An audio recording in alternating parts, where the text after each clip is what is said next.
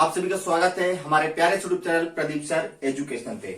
आपके लिए लगातार क्लास 10 की तैयारी कराते आ रहे हैं। बोर्ड के पेपर नजदीक आ गए, इसलिए हमने भी सोचा कि आपकी तैयारी कराई जाए।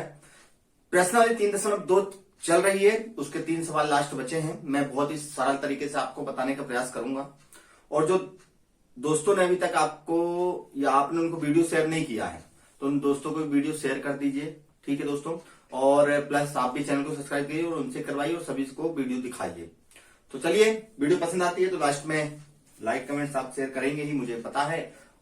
आप शुरुआत करते हैं पहले सवाल की। तो पहला सवाल आपका क्या है, देखिए मैं पढ़ के बताता हूं। क्वेश्चन नंबर जो 4 है, देखिए तीसरे का जो चौथा है मैं लिख देता हूं। क्या लिखा है इसमें, एक नगर में टैक्सी के भाड़े में एक नियत भाड़े के अतिरिक्त चली गई दूरी पर भाड़ा सम्मिलित किया गया है।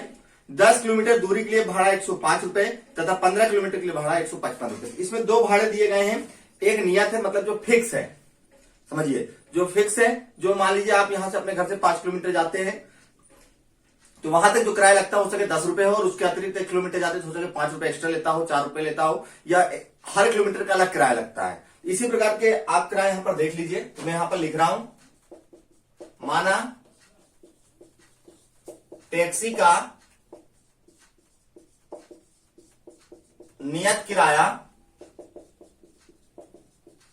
X रुपए तथा टैक्सी का नियत किराया कितना हो गया X रुपए, और तथा अतिरिक्त किराया हम क्या मान सकते हैं Y रुपए।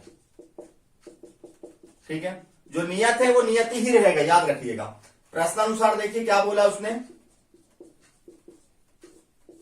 प्रश्न में क्या बोला उसने कि 10 किलोमीटर दूरी के लिए भाड़ा 105 रुपए। 10 किलोमीटर के लिए जो नियत है वो नियत रहेगा, और जो अतिरिक्त में उसमें 10 जुड़ जाएगा, 10 का गुणा हो जाएगा। 10 किलोमीटर के 105 रुपए। ये समीकरण आपका 1 हो गया। इसी प्रकार आगे बढ़िए, दूसरा समीकरण बनाने के लिए क्या दिया है, 15 किलोमीटर के लिए भाड़ा कितना है 105 रुपए। तो जो नियत है और जो 15 किलोमीटर के लिए किराया कितना है 155 रुपए। समीकरण 2 नाम दीजिए। प्रतिस्थापन विधि से हल कर रहे हैं हम, और प्रतिस्थापन विधि में आप जानते ही हैं कि सबसे पहले क्या करना है हमको, समीकरण 1 से। समीकरण 1 क्या है हमारी, लिख देते हैं। x प्लस 10y बराबर 105। यहां आपको क्या करना है, 10y का क्या करना है, पंचांतरण कर देना है। तो 10y डायरेक्ट कहां चला जाएगा हमारा, देखिए ध्यान से, 10y हमारे इस साइड चला जाएगा, पंचांतरण लिख दीजिए। तो x बराबर 105 माइनस प्लस का है, आप इसको बराबर उस साइड लेके जाएंगे तो माइनस का हो जाएगा, तो 10y। ये आपका समीकरण 3 हो गया। अब आपको क्या करना है, यहां पर लिखना है x का मान समीकरण 2 में रखने पर। तो आपको यहां समीकरण 2 रखनी है, यहां पर मैं बना दे रहा हूं, अब ध्यान से देखिएगा। समीकरण 2 क्या है, x प्लस 15y बराबर 155। किसका मान है ये, x का मान रख रहे हैं, तो x की क्या रख देंगे हम, 105 माइनस 10y प्लस का 15y बराबर 155। इसको खोल दीजिए कोष्टक, 10y प्लस का 15y बराबर 155। ठीक है, यहां पर कुछ घट रहा है, हाँ घट रहा है, जिनके साथ y है वो चीजें घट जाएंगी। तो देखिए 15 प्लस का है और माइनस का 10 है, तो 15 में से 10 गए तो 5 बचा, वो भी खाएगा प्लस की, बड़ी संख्या काय की है प्लस की, 5y बराबर 155। अब यहां पर आप पंचांतरण करिए किसका, इसको इस साइड लेकर नहीं आना, 105 का मैं लिख दे रहा हूं छोटे अक्षर में, 105 का पंचांतरण पूरा लिखिएगा। 105 का अगर पंचांतरण करते हैं आप तो क्या होगा, देखिए 105 का 155, और यहां 105 का पंचांतरण हो गया। 155 में 150, 50 बचा, 105 गया तो, और इंटू संख्या कहां चली जाएगी, बटे में। तो y बराबर 10 पंचे 50, y का मान कितना आ गया 10। यही y का मान समीकरण 1 में रखने पर, समीकरण 1 क्या है, आप किसी में भी रख सकते हैं, 1 में, 2 में, 3 में। मैं हमेशा 1 में इसलिए बताता हूं बच्चों को हमेशा वो चीजें पता रहे। x प्लस 10 गुणे y का मान 10 आए तो 10 बराबर 105, x बराबर प्लस 10 धाम 100 बराबर 105। अब क्या करना है आपको, 100 का क्या करना है पंचांतरण, तो उस साइड चला जाएगा, 105 अपनी जगह पे माइनस का 100, x बराबर कितना आ गया 5। यहां पर आप क्या लिख देंगे, अतः नियत किराया कितना माना था आपने x रुपए, तो 5 रुपए हो गया। और तथा अतिरिक्त किराया 22 रुपए, बाय कितना 10 रुपए निकला है। ये आपका पहले का जो आज की वीडियो का, जो आज की क्लास का पहला सवाल था वो आपका कंप्लीट हुआ। देख लीजिए एक बार अच्छे से, कोई दिक्कत हो तो वीडियो के एक बार पीछे से रिवाइज कर लीजिएगा और देखिएगा अच्छे से, ठीक है। चलिए बिना देरी किए अगले सवाल को तुरंत करते हैं। पांचवा सवाल भी पढ़ के बता देता हूं, बहुत ही अच्छा है। यदि किसी भिन्न के अंश और हर दोनों में 2 जोड़ दिए जाए, अंश और हर की बात हो रही है और भिन्न की बात हो रही है, वह भिन्न ज्ञात करना है। तो यहां पर आपको सीधे क्या करना है, 5वें में माना वह भिन्न, भिन्न में से x/y में x/y है, ऐसा लिखना है। और लिख देना जहां x बराबर अंश है और y बराबर हर है, यानी कि x अंश है और हर y। प्रश्नानुसार आप करेंगे तुरंत बिना समय गवाए, और एक लाइक मेरे लिए भी करते रहिएगा। क्या दिया है, यदि किसी भिन्न के अंश व हर में 2 जोड़ दिया जाए, ये y है, 2 जोड़ दिया जाए तो संख्या कितनी बन रही है, 9/11। यहां ध्यान दीजिए, यदि किसी अंश और हर में दोनों में 2 जोड़ दिया जाए तो संख्या कितनी हो जा रही है, 9/11। यहां पर आपको कुछ नहीं करना है, यहां पर डायरेक्ट आपको तिर्यक गुणा कर देना है, ठीक है। जैसे तिर्यक गुणा करेंगे तो 11 गुणा, तिर्यक गुणा हमेशा ऐसे क्रॉस में होता है, ठीक है ना। तो 11 गुणा किससे हो जाएगा, x प्लस 2 से, और 9 का गुणा हो जाएगा y प्लस 2 से, ठीक है।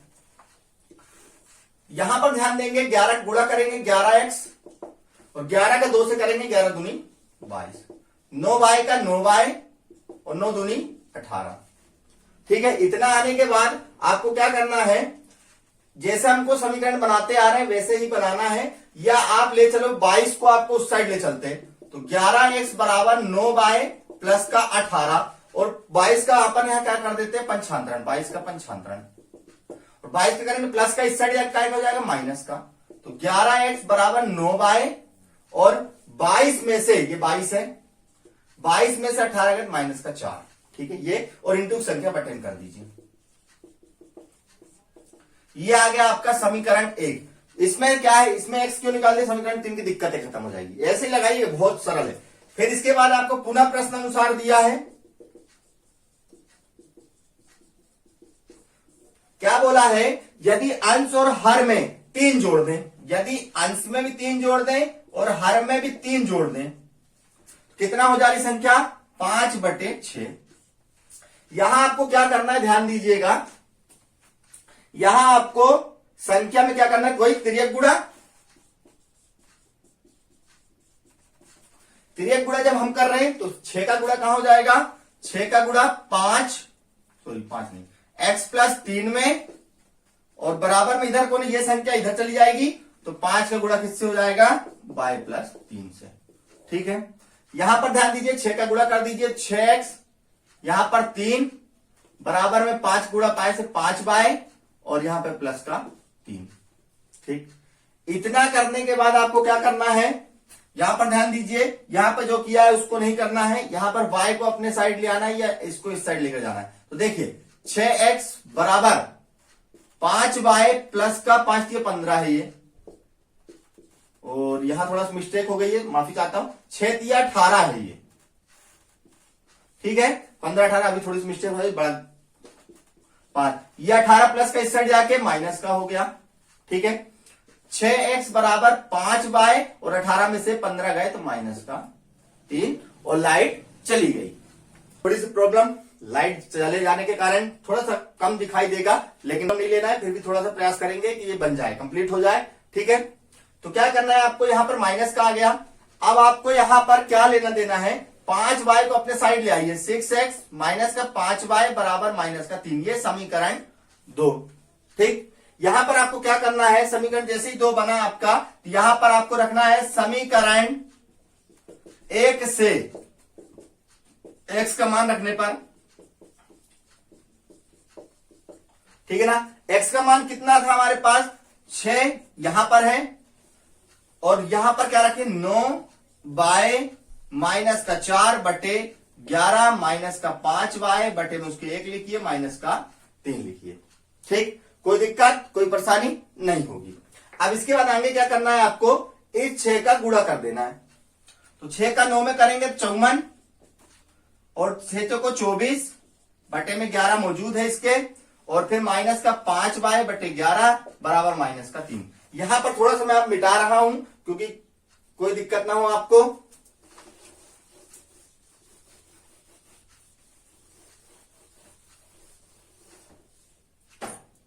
चलिए, तो क्या है यहां पर मैं लघुत्तम समवर्त ले रहा हूं। कितना आएगा लघुत्तम में, यहां पर पहले लिख देता हूं। 54 माइनस का 24 बराबर का 11 माइनस का 5y बटे में 1 बराबर माइनस का 3। यहां पर लघुत्तम समवर्त लेते हैं। कितना आएगा इसका, 11 आ गया। और जैसे ही 11 आया तो मैं अभी तक क्या करा है, ये क्वेश्चन में है, यहां पर 1 का गुणा इससे कर दीजिए। 1 का गुणा 54 प्लस का 24 और माइनस 11 गुणे 5y बराबर माइनस का 3। ठीक, यहां पे 11 सेम लिखा जाएगा। 54 माइनस का 24 बराबर 11 पचे माइनस 11 पचे 55 बटे में 11 बराबर माइनस का 3। ठीक, इसके बाद यहां पर घटाने का है पहले, फिर उसके बाद तिर्यक गुणा कर देंगे। देखिए यहां पर 54 है, यहां पे 55, माइनस का 24 आपको दिया हुआ है, 55 में से 54 गया तो माइनस का y बचा, क्योंकि इन दोनों में बड़ी संख्या का चिन्ह 55 में है, माइनस का है, इसलिए यहां पर माइनस का 3 मौजूद है। बराबर में 11 बराबर माइनस का 3। यहां पर आपको क्या करना है, तिर्यक गुणा। तिर्यक गुणा जब करेंगे तो माइनस का 24 माइनस का y बराबर माइनस का 3 गुणे 11, तो माइनस का 24 माइनस का y बराबर माइनस का 33। 24 को उस साइड ले चलिए, तो माइनस का y बराबर माइनस का 33। 24 माइनस का उस साइड जाके काय का हो जाएगा, प्लस का, तो माइनस का y बराबर कितना बचा, यहां ध्यान दीजिए, माइनस का 6 और 6 3 9, 9 वो भी माइनस का, माइनस से माइनस कट गया, y बराबर आपका आ गया 9। ठीक है, अब आपको क्या करना है, y का मान आपको समीकरण 1 में रख दीजिए, 2 में रख दीजिए, चाहे 3 में रख दीजिए। तो यहां देखिए समीकरण 2 क्या है, ये है, तो समीकरण 2 में मान रखने पर, मान समीकरण 2 क्या है, 6x माइनस 5y बराबर माइनस का 3। 6x बराबर माइनस 5 गुणे y की जगह कितना, ये y है, थोड़ा सा देखिए माइनस की तरह लगने लगता है, y कितना निकला 9, तो 9 बराबर माइनस का 3। 6x 9 बराबर 45 बराबर माइनस का 3। ठीक, 45 का पंचांतरण कर दीजिए, 6x बराबर माइनस 3 अपनी जगह, ये प्लस का उस साइड जाके, उस माइनस का उस साइड जाके प्लस का हो गया 45। 6x बराबर कितना आ गया, 42, और 42 में आपको क्या करना है, इंटू संख्या कहां ले जानी, बटे में, तो 6, और यहां पर क्या कर देना है आपको, x बराबर 6 सत्ते 42, ये आ गया। अतः भिन्न, अतः भिन्न में आपको क्या लिख देना है, भिन्न क्या थी, x बटे y, यहां पर x 7 आया है और y 9 आया, तो ये हो गया आपका करेक्ट आंसर। थोड़ा सा प्रॉब्लम है, लाइट चली गई है, लेकिन वीडियो रेगुलर हमने रखी हुई है, जब भी आती है तो प्रयास करते हैं अच्छी बने। चलिए आज लास्ट सवाल भी है, उसको भी कर लेते हैं। करने गया था, लाइट अभी आई नहीं, तो यहां पर 2 चीजें दी गई हैं, जेकब की आयु, उसकी पुत्र की आयु। तो माना 6 नंबर, माना जेकब की आयु, जेकब की वर्तमान आयु बोला है, तो वर्तमान आयु कितनी हो गई, x वर्ष, और तथा पुत्र की आयु क्या मान ले हम लोग, y वर्ष। अब चलते आगे, जो प्रश्न में बोला है 5 वर्ष बाद, यानी कि आज उसकी आयु क्या है और हम 5 वर्ष बाद बतानी, तो देखिए कैसे लिखना है उसको, यहां पर आप लिख दीजिएगा 5 वर्ष बाद। क्या लिखना है, जेकब की आयु कितनी हो जाएगी, देखो वर्तमान क्या है उसकी, अभी वो कितने का है, x वर्ष का, और 5 वर्ष बाद, यानी कि मैं अभी अपनी आयु बताऊं या आपसे पूछूं कि आप अभी कितने साल को, 5 साल बाद कितने को, 5 प्लस होगा, यहां पे 5 प्लस कर देना है। इसी प्रकार पुत्र की आयु, उसमें भी y प्लस 5 हो जाएगा, और फिर चलेंगे प्रश्नानुसार। ठीक है ना, प्रश्न ऐसे नहीं लिखना है, मैंने अभी लिख दिया है। प्रश्नानुसार में क्या है, जेकब की आयु, एक चीज और जान लो, जो पहले बोलेगा, पहले कौन बोला, जेकब, तो जेकब में कुछ नहीं लगेगा, जेकब की आयु उसके पुत्र की आयु का 3 गुना है। ये देखिए, जेकब की आयु उसके पुत्र की आयु की 3 गुनी है, ऐसा इसमें बोला है। तब 3 गुनी में क्या होगा, हमेशा याद रखना जो पहला पक्ष होगा उसमें कुछ नहीं लगाना, हमेशा दूसरे पक्ष में चाहे ज्यादा अधिक कम ज्यादा लग जाए उसी में लगेगा। चलिए लाइट आ गई, अच्छी बात है, ठीक है ना, तो उसी में लगेगा। यहां पर क्या करना है, x प्लस 5 बराबर 3 के गुणा के 3y प्लस का 5 दिया 15। यहां पर समीकरण बनाएंगे हम, तो ये चाहे x का मान डायरेक्ट निकाल लीजिए, तो x का मान कितना निकला, x बराबर 3y प्लस 15 अपनी जगह पर है, 5 का हम कर रहे हैं पंचांतरण साइड डिफरेंस, प्लस का 5 है उस साइड जाके माइनस का हो जाएगा, तो x बराबर 3y और माइनस प्लस का 10, ये समीकरण 1 बन गया आपका डायरेक्ट, ठीक है। इसके बाद क्या कंडीशन होगी आपकी, ध्यान दीजिए, इसके बाद पुनः प्रश्न अनुसार क्या बोला उसने, पुनः प्रश्न अनुसार उसने बोला कि 5 वर्ष पूर्व, यानी कि पहले बताना है, 5 वर्ष पूर्व यानी कि पहले की चर्चा हो रही है, या इसको आप समीकरण बनाना चाहते हैं समीकरण भी बना लीजिएगा, कोई दिक्कत नहीं आएगी। तो 5 वर्ष पूर्व की क्या चर्चा है, जेकब की आयु कितनी हो जाएगी, x माइनस का 5 क्योंकि घट रहा है पहले पूछ रहा है, और पुत्र की आयु कितनी हो जाएगी, y माइनस का 5 वर्ष, ठीक है। अब इसके बाद जो प्रश्नानुसार उसने बोला है, क्या बोला उसने कि जेकब की आयु उसके पुत्र की आयु का 7 गुना, बस। तो x माइनस 5 बराबर 7y और माइनस का 7 पना 35, ठीक है।